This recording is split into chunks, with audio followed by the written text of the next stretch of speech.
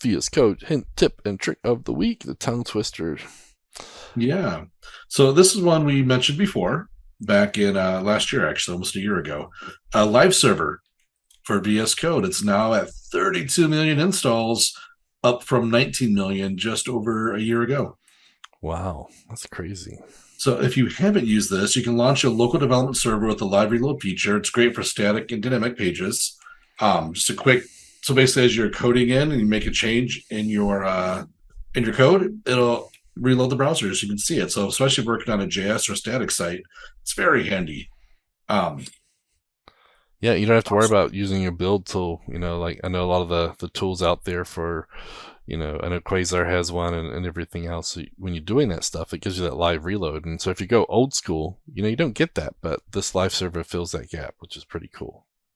Yeah, it's funny. My wife's been working on my son's webpage. It's a static one pager, and I showed her VS Code and Git and this, and she's coding and doing it, and she's like, "Oh, this is awesome!"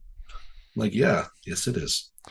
Yep, and says note in case you don't have any HTML or HTML files in your workspace, then you have to follow method number 4 and 5 to start the server. Because I know that like Ben had issues with Hotwire because it couldn't see the HTMLs and HTML, so you had to like make it work, pretending ColdFusion pages were HTMLs. So I wonder if you could do something sneaky like that here. Oh, I don't know. But very cool. You can wire up command box to it somehow. Well, I feel like is there a command box extension that does that too if you're using command box? That I will have to look up. I know that there were some tools that did some interesting things, but yeah, I mean, if you change some files, I wonder if we could get that all hooked up.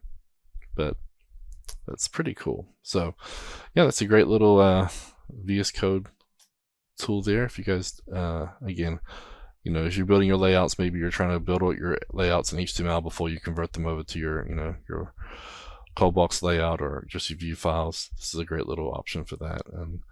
And stuff like Alpine, especially if you're working with Alpine these days, it's nice to be able to just without a build script just reload things. So Scott just said there is a live reload for command box. Oh, it uses Browserify.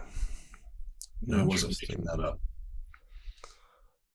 So we might have to tag on another little option in there for those reading the show notes later. Of course, I'm looking in ForgeBox and not finding it.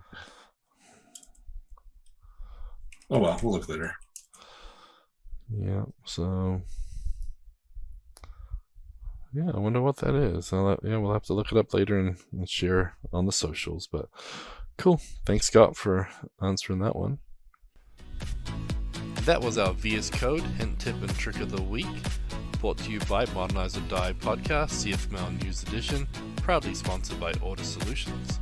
You can see the new episodes every week on cfmlnews.modernizeordie.io or on the Order Solutions